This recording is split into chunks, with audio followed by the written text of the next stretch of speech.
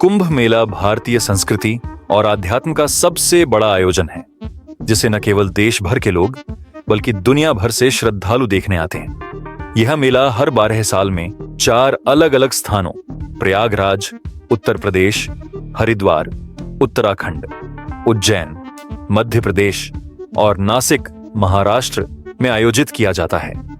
महाकुंभ, जो हर 144 साल में एक बार आता है, इसकी सबसे बड़ी और पवित्र घटना मानी जाती है। कुंभ मेला हिंदू धर्म के अनुसार अमृत मंथन की कथा से जुड़ा है। मान्यता है कि जब देवताओं और दानवों ने मिलकर समुद्र मंथन किया तो अमृत से भरा कलश कुंभ निकला। इस अमृत कलश को लेकर देवताओं और दानवों के बीच संघर्ष हुआ और अमृत की कुछ बूंदें 4 स्थानों प्रयागराज, हरिद्वार, उज्जैन, नासिक पर गिरी। इन्हीं स्थानों पर कुंभ मेले का आयोजन होता है। कुंभ मेला हर धर्म, जाति और पंथ के लिए खुला है। लाखों श्रद्धालु हर साल देश के कोने कोने से आते हैं। विदेशी पर्यटक भी इस आयोजन को देखने और भारतीय संस्कृति को समझने के लिए आते हैं। यहाँ योग, ध्यान, साधना और आध्यात्मिकता का अनोखा संगम देखने को मिलता है। कुंभ मेले का मुख्य आकर्षण नागा साधु होते हैं। ये दिगंबर, निर्वस्त्र, साधु तपस्वी जीवन जीते हैं और संसार से पूरी तरह विरक्त होते हैं। नागा साधु अपने पहले पवित्र स्नान के लिए बड़ी भव्यता के साथ मेले में प्रवेश करते हैं, जिसे शाही स्नान कहा जाता है। साध्वी महिलाएं भी कुंभ मेले में अपनी आध्यात्मिक साधना दिखाती हैं। वे प्रवचन देती हैं और भक्तों को जीवन की गहरी बातें समझाती हैं। कुंभ मेले में कई साधु बाबा अपनी अद्भुत साधनाओं से लोगों का ध्यान आकर्षित करते हैं। कांटों पर सोने वाले बाबा, कुछ साधु कांटों के बिस्तर पर सोकर अपनी तपस्या दिखाते हैं। यह उनकी आस्था और शरीर पर काबू का प्रतीक होता है। अग्नि साधना करने वाले बाबा, कुछ साधु आग के बीच बैठकर ध्यान लगाते हैं। जल साधना, ऐसे साधु भी मिलते हैं जो घंटों तक गंगा के ठंडे पानी में ध्यान लगाते हैं। कुंभ मेला दुनिया का सबसे बड़ा मानव समागम है। करोड़ों की संख्या में लोग इस मेले में आते हैं। पुलिस की सुरक्षा, भीड़ को संभालने और मेले को शांतिपूर्ण बनाने के लिए पुलिस और सेना के जवान तैनात होते हैं। हर कोने पर सुरक्षा के कड़े इंतजाम किए जाते हैं। ठहरने के लिए पंडाल और तंबू लगाए जाते हैं। मोबाइल टावर और हेल्प डेस्क लगाए जाते हैं। खाने और पेयजल की व्यवस्था होती है। साफ सफाई और शौचालयों की सुविधा का विशेष ध्यान रखा जाता है। कुंभ मेले में गंगा, यमुना और सरस्वती के पवित्र संगम में स्नान करने का महत्व है। पापों का नाश, मान्यता है कि कुंभ स्नान से सभी पाप धुल जाते हैं। मोक्ष की प्राप्ति, संगम में स्नान करने से आत्मा को शुद्धि और मोक्ष मिलता है। शारीरिक लाभ, गंगा के पानी को वैज्ञानिक रूप से भी शुद्ध माना गया है, जिससे शरीर के रोग दूर होते हैं। मेले में कई भक्त अपने माथे पर चंदन, भभूत या लाल तिलक लगाते हैं। यह आस्था और पवित्रता का प्रतीक होता है। गंगा जल की छोटी बोतलें, सूखे मेवे और मिठाई, गंगा किनारे मिलने वाला विशेष प्रसाद जैसे गंगा जल मिश्रित फल। कुंभ मेले की सुबह एक अद्भुत अनुभव होता है। गंगा का कल कल बहता जल, उगते सूर्य की किरणें जो गंगा के पानी में सोने जैसी चमक देती हैं। साधु संतों की आवाज में भजन और मंत्रों का उच्चारण माहौल को और दिव्य बना देता है। गंगा आरती कुंभ मेले की सबसे पवित्र और दिव्य घटना होती है। शाम के समय जब सूरज ढल रहा होता है, गंगा किनारे सैकड़ों दीपों को जलाकर आरती की जाती है। गंगा की लहरों पर तैरते दीपक और घंटों की आवाज पूरे वातावरण को भक्तिमय बना देते हैं। आरती के दौरान भक्त गंगा के किनारे खड़े होकर अपनी आस्था व्यक्त करते हैं। कुंभ मेला न केवल धार्मिक आयोजन है, बल्कि यह आत्मा को शुद्ध करने और जीवन के गहरे अर्थ को समझने का अवसर है। यहां आकर लोग अपने जीवन के पापों को धोने, नए सिरे से शुरुआत करने और ईश्वर के प्रति समर्पण का भाव जागृत करते हैं। यह मेला भारतीय संस्कृति, एकता और आध्यात्मिकता का सबसे बड़ा उदाहरण है। कुंभ मेले की संध्या, आरती के बाद भक्तों के चेहरे पर एक अद्भुत शांति और ऊर्जा देखने को मिलती है। यह आरती न केवल गंगा नदी के प्रति श्रद्धा का प्रतीक है, बल्कि यह आत्मा और प्रकृति के बीच का गहरा संबंध भी दर्शाती है। गंगा के किनारे की रोशनी, तैरते हुए दीप और आरती की मधुर ध्वनि से वातावरण अद्भुत बन जाता है। कुंभ मेले के विशाल मैदान में जगह जगह भव्य पंडाल लगाए जाते हैं, जहां साधु संत प्रवचन देते हैं और भक्तों को धर्म और जीवन के गूढ़ रहस्यों को समझाने का प्रयास करते हैं। इन पंडालों में योग शिविर, योग और ध्यान के माध्यम से आत्मा और शरीर को शुद्ध करने के लिए विशेष सत्र आयोजित किए जाते हैं। धार्मिक प्रवचन, महान गुरुओं और संतों द्वारा भगवद गीता, रामायण और अन्य शास्त्रों की व्याख्या की जाती है। संकीर्तन और भजन, भजन मंडलियां भक्तों को भक्ति के सागर में डुबो देती हैं। विदेशी पर्यटक कुंभ मेले की सांस्कृतिक और आध्यात्मिक धरोहर से बहुत आकर्षित होते हैं। वे नागा साधुओं की साधना को नजदीक से देखने का प्रयास करते हैं। विदेशी मीडिया इस मेले को कवर करती है और इसे मानवता का सबसे बड़ा पर्व कहती है।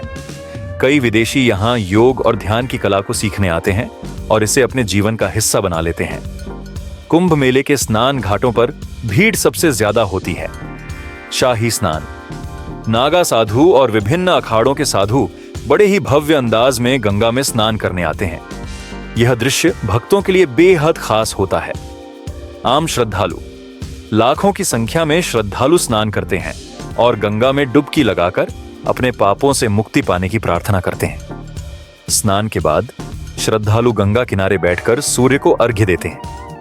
तिलक और भभूत, भक्त माथे पर भभूत लगाकर अपनी आस्था का प्रदर्शन करते हैं। यह तिलक उन्हें साधु संतों से मिलता है और इसे शुभ माना जाता है। भोग और प्रसाद, स्नान के बाद भक्त पंडालों में भोग ग्रहण करते हैं, जिसमें खिचड़ी, पूड़ी सब्जी और गंगा जल से बनी मिठाई प्रमुख होती है। कुंभ मेले में प्रशासन की व्यवस्था देखने लायक होती है। सुरक्षा व्यवस्था, मेले में लाखों की भीड़ को नियंत्रित करने के लिए हजारों पुलिसकर्मी और स्वयंसेवक तैनात रहते हैं।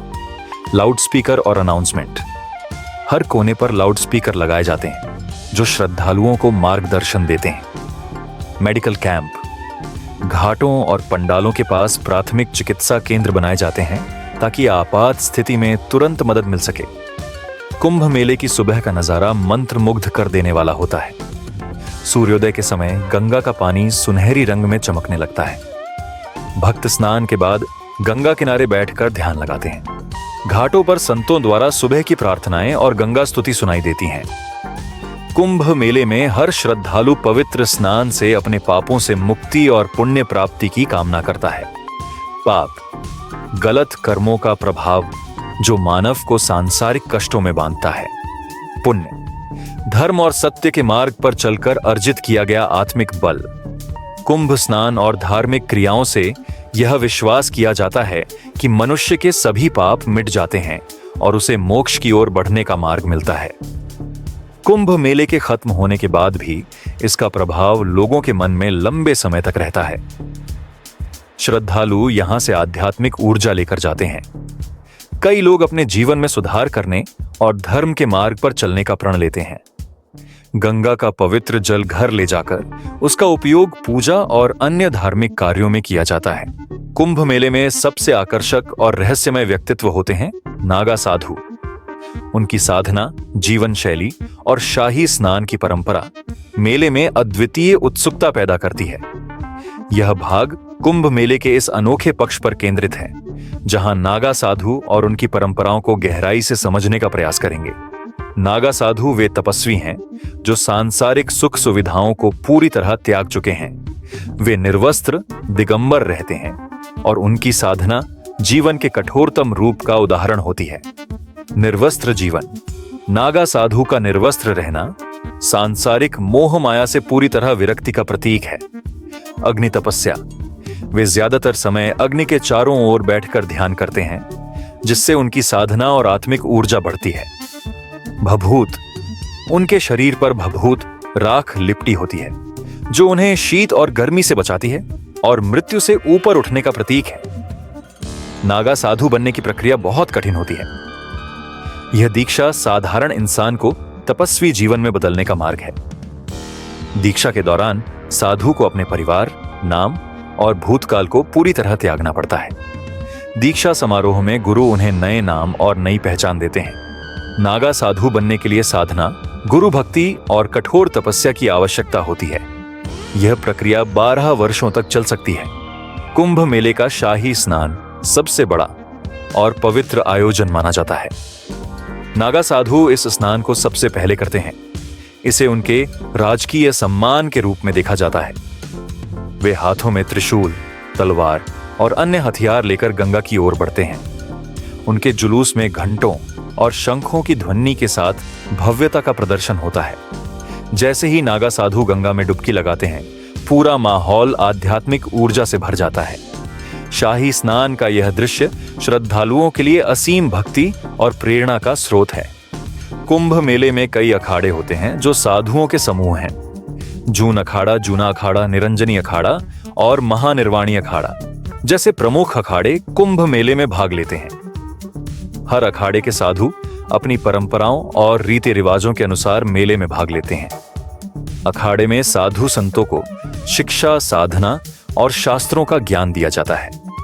कुंभ मेले में नागा साधुओं से आम लोग मिल सकते हैं। साधु भक्तों को धर्म और जीवन के गहरे पहलुओं को समझाते हैं। कुछ नागा साधु भक्तों के सवालों का उत्तर देकर उनकी जिज्ञासा को शांत करते हैं।